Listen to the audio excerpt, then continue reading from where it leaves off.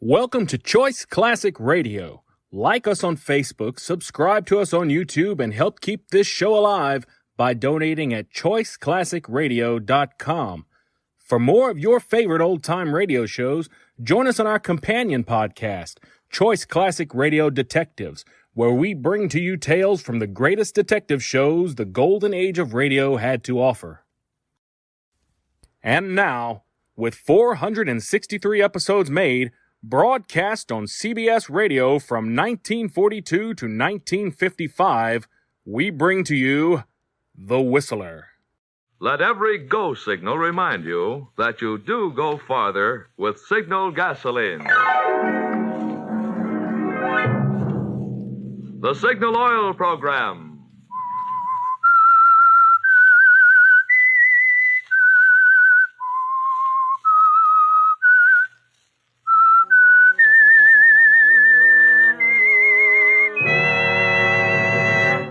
I am the Whistler.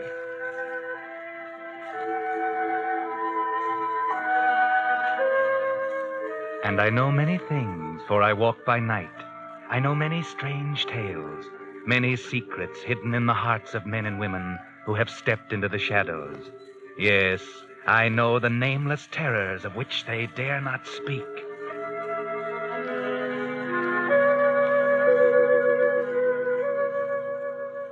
The marketers of Signal's famous Go Farther gasoline and motor oil invite you to hear another strange tale by The Whistler. Tonight, the story of a wild night on foggy Seal Rocks and the girl who was married to murder.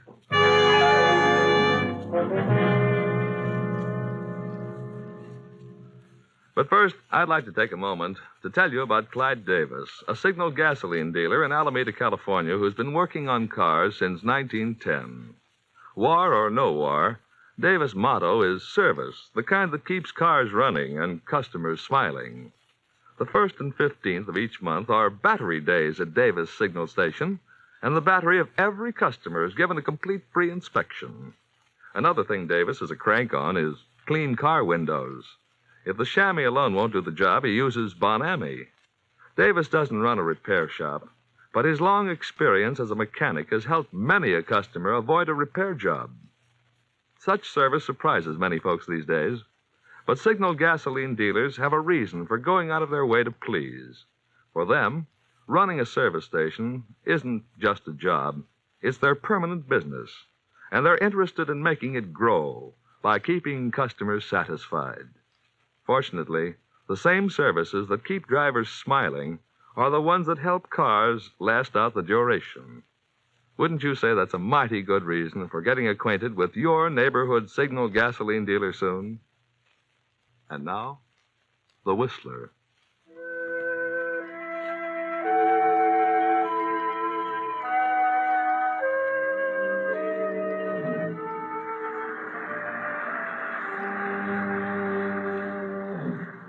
In the night, the convoys form, ship by ship, slipping into line, moving out past the Golden Gate, past the fog-enshrouded Seal Rocks in a cold dawn, past rocks where the tourists go, where the lovers go. You heard a scream? Yes. But the ships are not disturbed. They move on out into the Pacific, leaving far behind the body of a girl lying face down on the rocks, their wash reaching for her hair. Just a girl who fell off a cliff. Fell or was pushed.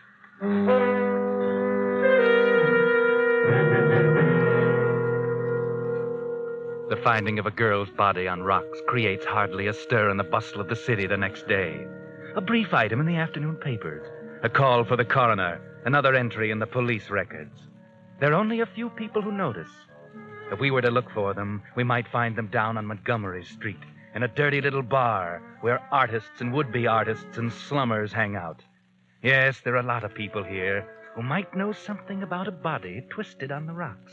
For instance, that blonde giant at the end of the bar, sitting with his head in his hands, or the girl walking up to him now, sliding into the seat beside him. Rick, I thought I'd better tell you they're looking for you. Huh? Oh, hello, Cassie. Who's looking for me? You know who. The police. They're asking questions about Maureen. They know you knew her. So what? Why should they ask me questions about her? Women like her have jumped off cliffs before. Don't try to kid me, Rick. Remember, I'm Cassie, Maureen's roommate. I knew her better than even you did. Yeah, I guess you did. Maybe I never really knew her very well. Well enough to break her heart. Maybe well enough to want to get rid of her. What are you talking about? You needn't pretend with me, Rick. Maureen had no secrets with me. She told me everything. And I told the police. I had to, Rick. They kept pumping me. I had to. What did you tell them, Cassie? I told them that you loved her once, that another woman had taken her place, a society dame gone bohemian. A blonde and beautiful heiress looking for a thrill by flirting with a poor, struggling artist in a turtleneck sweater. That's enough, Cassie. Leave Sally out of this. She's in it up to the neck. Maureen was too good to take a back seat to any Miss Moneybag. I said leave her out of it. Okay. Only one more thing. I told the police about last night. What do you mean? You and Maureen had a quarrel last night, just a few hours before she died. Yeah? Okay, so we quarreled. That doesn't mean she had to go jump in the ocean, does it? No, it doesn't. I'm pretty sure of that. That's what I told the detective. You throw your accusations of murder around pretty freely, don't you, Cassie? No, not usually, Rick, but I liked Maureen. She was more than a fine sculptress. She was a swell person. She was just about the best of this bohemian melting pot down here, and I don't like to think of her being pushed off that cliff. Just remember that I'll do anything I can to help them get to the truth of this. I'll remember, Cassie. Yeah, I guess you will. Okay, Rick. Better get your answers ready, because if I'm not mistaken, that Dick who just walked in is looking for you.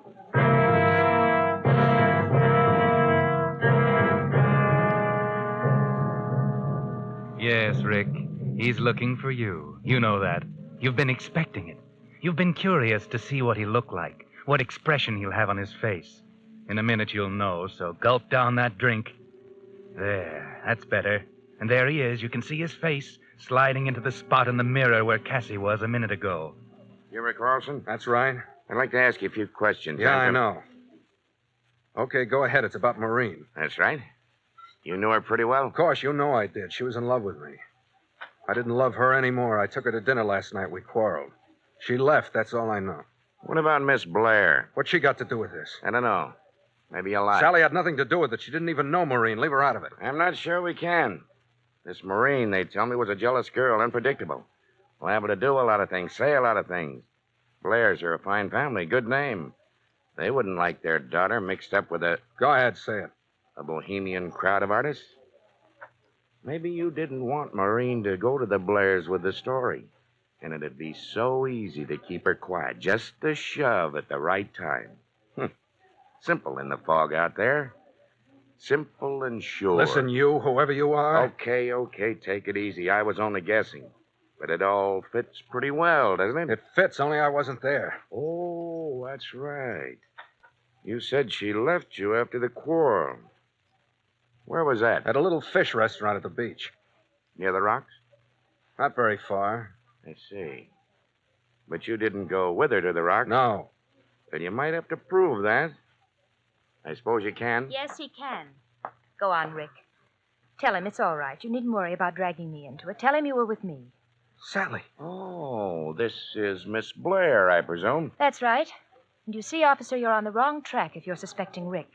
He couldn't have pushed Maureen off the cliff because he was with me last night, from 10 o'clock on. You see, Rick's painting a portrait of me, and we worked through most of the night. It was after dawn when we stopped. I see. Okay, I guess I was wrong. Thanks for your time. You're a lucky man, Olson. And I guess you know that. Yes, I know. Goodbye. Goodbye. Well, aren't you going to invite me to have a drink? I'm simply burning with thirst, and your glass is empty. Good. Let's have 2 old-fashions. Sally. What, darling? Don't you want another one? Sally. What, Rick? What is it? You look so upset. Oh, of course, how thoughtless of me. Naturally, you're upset about Maureen. Wasn't it dreadful? And then, you were very friendly with her at one time, weren't you? Before you met me, of course. Sally, why did you do it? What, dear? Tell him you were with me last night. Oh, that. Well, after all, you're the man I love, and naturally, I'd hardly want anything to happen to you that would take you away from me. Just because you couldn't prove where you were. Thanks, Sally. It's all right, Rick, darling. Let's just forget it now. It's all over. No, Sally, that's just what I'm afraid of. It's probably not over. They won't give up so easily. Now you'll be dragged into it. I don't want that. It's all right, Rick. I don't mind. It might even be fun. Yes, an investigation right here in our own group. All our secret lives exposed. And nothing can happen to you. You were with me. I mean that much to you. After all, you're the man I'm going to marry. Sally, you mean you really will? Of course. I intended to all along, didn't you know? And after all, a girl can't say yes too quickly, can she? Oh, Sally. No, but darling, think. This Marine business may be messy, a scandal in the papers. What about your family? Oh, never mind about them. I'm determined to marry you, Rick, especially now. And nobody can stop me. Don't worry, darling, about me. I think it's going to be thrilling. Thrilling? Everything's thrilling to you, isn't it? Yes, because I live that way. I couldn't stand it just living like most people without any excitement or danger. What's the good of living if you can't have any fun? No, of course not, darling. Of course not. And when this mess is over and forgotten, I'll make you happy. Very happy. Oh, yes, Rick, I'm sure you will. When it's over. When it's over. But it's not over yet, Sally. In spite of your loyal attempt to save Rick, he's not quite safe yet. Some people are so suspicious. Some people aren't yet convinced of his innocence. Yes, there's going to be a trial for murder, the murder of Maureen. The date has been set, and as the district attorney prepares his case, he finds that each way he turns, there's a barrier. One barrier between him and conviction. Sally. Oh, good afternoon, Miss Blair. Sit down. Thank you. I called you in because I just wanted a few words with you before the trial. All right, I'm here. What is it? Miss Blair, I'm going to be very frank with you. All the evidence in the Morrison girl's case points to the guilt of Richard Olson. The coroner's jury believed him guilty. I believe him guilty. Any jury in the world would convict him on the evidence, except for one thing. Your word. Yes, I know he's innocent because he was with me. That's your story. You don't believe me? That's beside the point. It's my job to convict Richard Olson if he's guilty. I'll try to do that. But I said I would be frank. I haven't a chance if you testify that you were with him. The jury will take the word of Miss Sally Blair, the daughter of a powerful and famous family. Yes, of course. But it's for that very reason, Miss Blair, that I ask you to stop and think a moment. Think of what? Of yourself, of your family, of your position. If it should turn out later that Richard Olson was indeed guilty, could you forgive yourself for having aided a murderer? But he's not guilty. He was with me. Perhaps you haven't heard that Richard Olson and I are going to be married. Married? Yes, as soon as this farce is over. So you see, Mr. District Attorney, you're wasting your time. I see. And you think that you, the daughter of one of the best families in San Francisco, will be happy living the rest of your life with a murderer? Crime has to be proved. Rick will be acquitted. Yes, I guess he will. And so, Miss Blair, you will go that far for another thrill. I don't know what you mean. I'm marrying the man I love. He's accused of a crime of which I know he's innocent. I will testify to that effect. Rick was with me. Very well, Miss Blair. And may I wish you a very happy married life?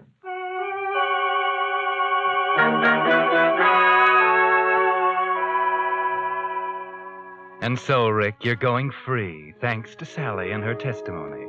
And when the trial is dismissed and you're free, you'll take her to that dirty little bar that was your rendezvous. And you'll tell her about all the things in your heart. You don't know what it is, Sally, to be free. You know, I used to sit in that cell and think about you and your portrait. Wonder if I'd ever see you again. I wondered if I'd ever finish my picture of you so that everybody could see your beauty. Darling, it'll be a great portrait. Really great. Of course it will, darling. After we're married, you'll have all the time in the world to paint it. Yes, after we're married next week. Darling, let's go down and get the license right now. Wait. Rick, just one thing. You do love me, don't you? You know I do. More than you did Maureen? Much, much more. I just wanted to be sure. Rick. Yes? Rick, why did you do it? What? Why did you kill her? Sally. Oh, don't look so startled. I knew all along. I just wondered why you did it. Let's not talk about it. Let's leave it as dead as Maureen is. Let's be happy and not talk about it ever. Or maybe you'd rather not go through with this now. Of course, darling. I made my choice. You love me, I love you. That's enough. We'll both forget Maureen. If we can.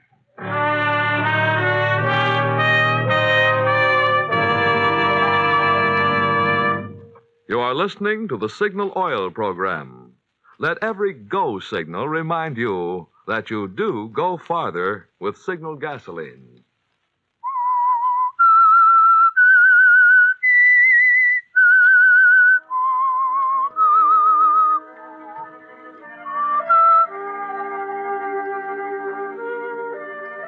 And so Rick, acquitted of murder, and Sally, who saved his life even though she knew he was guilty, were married.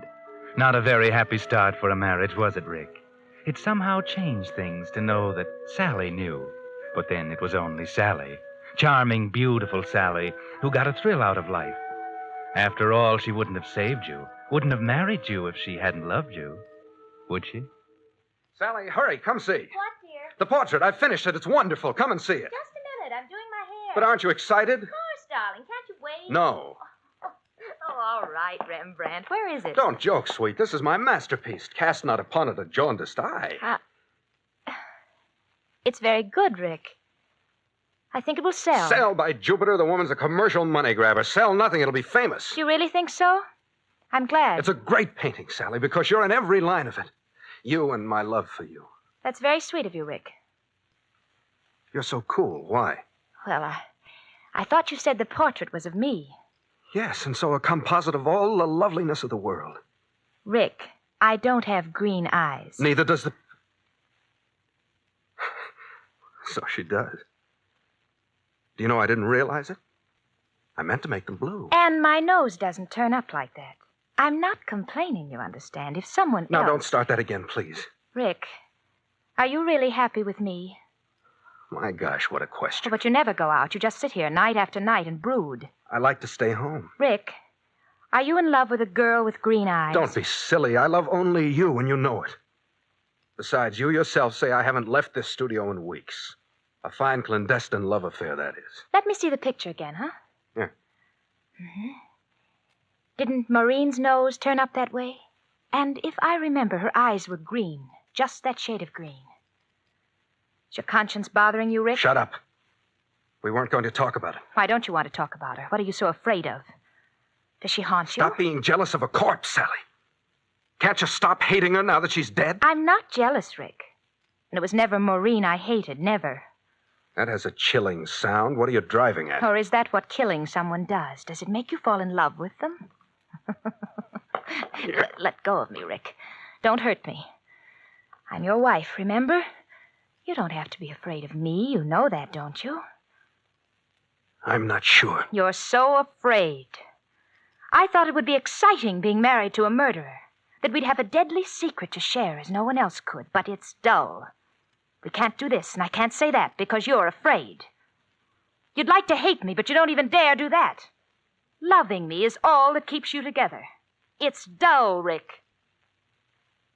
I imagine that you'll manage to find some amusement. I imagine I will. Sooner or later.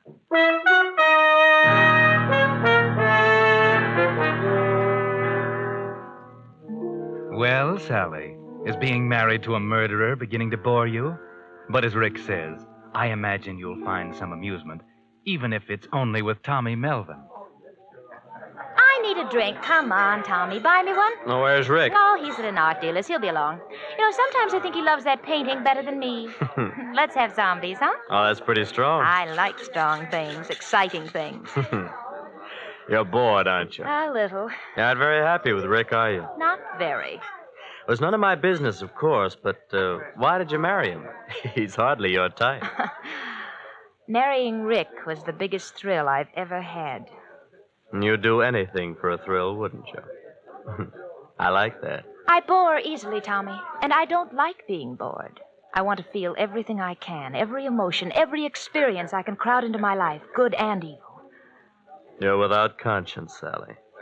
You could do anything and not look back. I like that, too. Thanks. But I don't quite see your marrying Rick in that light. I didn't think you would. You could leave him, you know. I'm going to New York next week, and you could come along, Sally. I'd like to have you. Thanks, Tommy. You're sweet. It might be fun. Give me some time to think it over. I'll let you know. Tomorrow? All right. Here comes Rick. You better leave. Oh, Tommy, here's a nickel. Drop it in the jukebox, will you? Number 17. Sure. You won't forget, Sally. No, I'll call you in the morning. Hello, darling. I've been waiting for you. So I see, but not alone. Rick, you're not jealous of Tommy. No, I guess not. You have a drink? No. Sally, listen, I've got to talk to you. We've got to come to some understanding. I found my painting on the back porch this morning. The fog might have ruined it. That painting is great. It will hang in the Metropolitan. It's more important than my life, Sally. Remember that. I'm sorry. You're so morose lately, dear. What's wrong? I don't like it, Sally. What? I don't see you anymore. You're never home. You're always here or out with that Tommy Melvin. And when we are together, you ask questions like, how does the tide sound at 2 in the morning? Or you wonder what that murderer in San Mateo feels, and you watch me. When we pass Marine's old apartment house. When I hear a police siren in the street, you watch me. You watch me and watch me. I don't like it. How suspicious you are. I'm not kidding, Sally. I've walked around and around the streets, making up my mind, and now I'm determined to say it out. You married me for the thrill of marrying a murderer, nothing more. Isn't that true? Hold your voice down. Rick, I think you're afraid of me. Maybe I am. You needn't worry. I won't tell the police. I'm your wife, remember? That's not what I'm afraid of. What then? Perhaps you'd like to push me off a cliff, too, but you can't do it. You love me far too much to hurt me. You're right. Lord, how I wish I didn't. I don't mind. Let's go to dinner, darling. Down at the beach. I want you to take me to that fish place down on the cliff near the rocks, huh? Sally, you know I don't want to go there. Why not? Because you took Maureen there that last night? Rick, you must get over that silly fear. Besides, I want to go there. We'll have dinner, and then I want to take a walk along the beach. I love the sound of the surf at night. Don't you, Rick?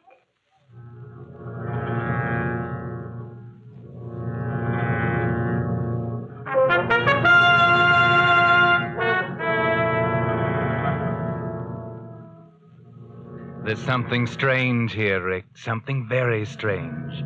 You sense it, too, as you sit opposite her at dinner. Just like you sat opposite Maureen that night. Only there are things you don't notice, like those pills she slipped into your coffee cup. And when you leave and start walking down the beach, you aren't really aware of where you are. Sally? Sally, slow up. I can't seem to keep up with you. Come on, dear. We're almost there. I feel sort of strained. I don't understand. Sort of sleepy and tired, huh? Come on, Rick. Here, give me your hand. Huh? There. Now, sit right over here. Where, Sally? Where are we? This place seems familiar, but I can't... Of course it's familiar, Rick. Huh? Down below there are the rocks. The rocks?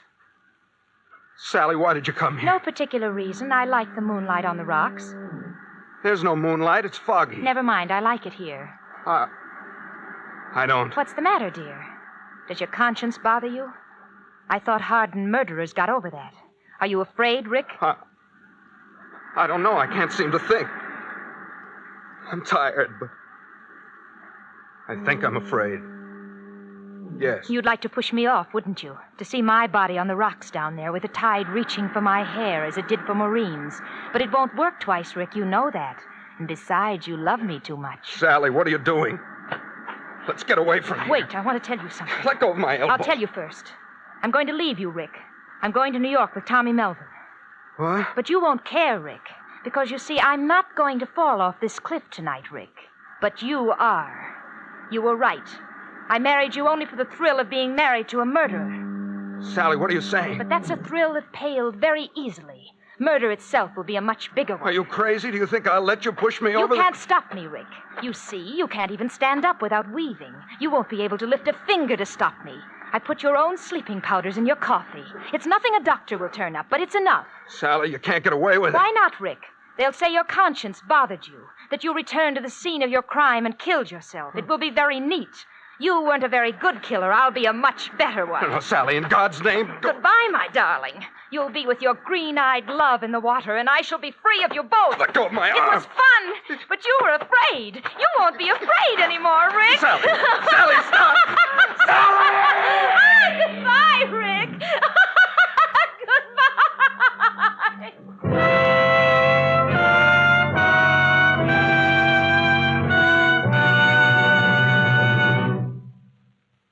But that's not all of this strange story. In a moment, the Whistler will be back to tell you what really happened. Meantime, I think you'd like to hear how science has finally defeated a great cause of gasoline waste and motor troubles, carbon. Motor experts say carbon causes noise, overheating, loss of power, and often the destruction of expensive motor parts. After years of research, engineers have found a formula that actually dissolves carbon. And that priceless formula is incorporated into every quart of Signal's famous 4-star motor oil. As a result, Signal's 4-star motor oil helps motor performance in not just one, but two important ways. First, its rich paraffin base protects moving parts with a tough, lasting film of lubricant that resists heat and wear. And second, Signal's 4-star oil actually dissolves out carbon to help your motor run better and your gasoline go farther. Since both gasoline mileage and motor performance are doubly important these days, one of the greatest favors you could do your car and your ration coupons is to switch to Signal's finer carbon-removing motor oil that costs no more than ordinary oils. So, if it's been 1,000 miles or 2 months since you changed oil, drive into your neighborhood Signal dealers and say, "Drain and refill with Signal 4-star motor oil." And now, back to the Whistler.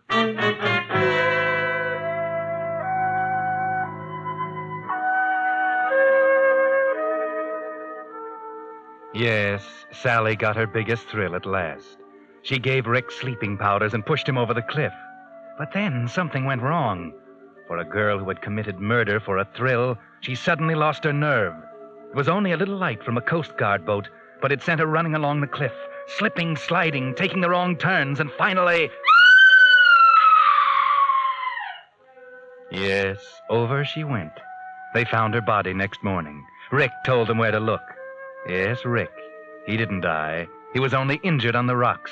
It was Sally who died, by her own hand, you might say. But the police didn't see it that way. They didn't know Sally was the girl Rick loved too much to kill. So they said she was pushed. Twice was enough. So Rick was sent upstate for a permanent change of address. Only just before he left, a strange thing happened. The committee from the Metropolitan Museum of Art came to see his painting. They were a little surprised. It was very beautiful, but there had been an accident. Someone had been a little careless with some paint remover. The girl in the picture had no nose, and you couldn't tell if her eyes had been blue or green. Sally might have known, but then the rocks don't tell their secrets. The tide doesn't testify.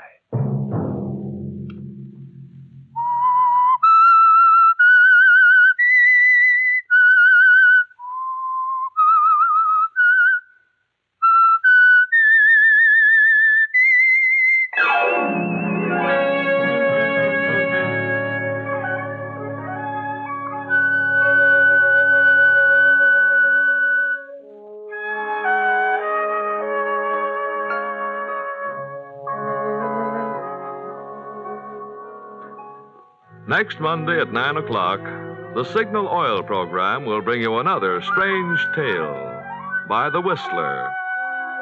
The Signal Oil program is broadcast for your entertainment by the Signal Oil Company, marketers of Signal's famous Go Farther gasoline and motor oil, and by your neighborhood Signal oil dealer, who is at your service daily to keep your car running for the duration.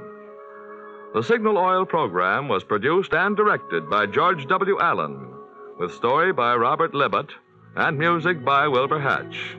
Is transmitted to our troops overseas by the Armed Forces Radio Service.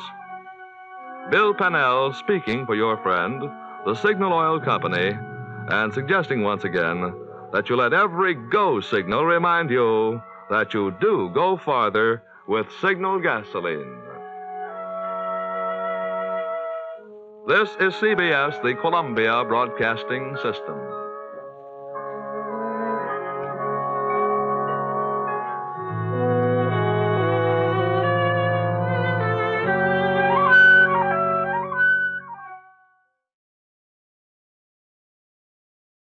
That concludes today's episode. We'd like to thank you and remind you to donate at choiceclassicradio.com. Remember, your donations make episodes like this possible.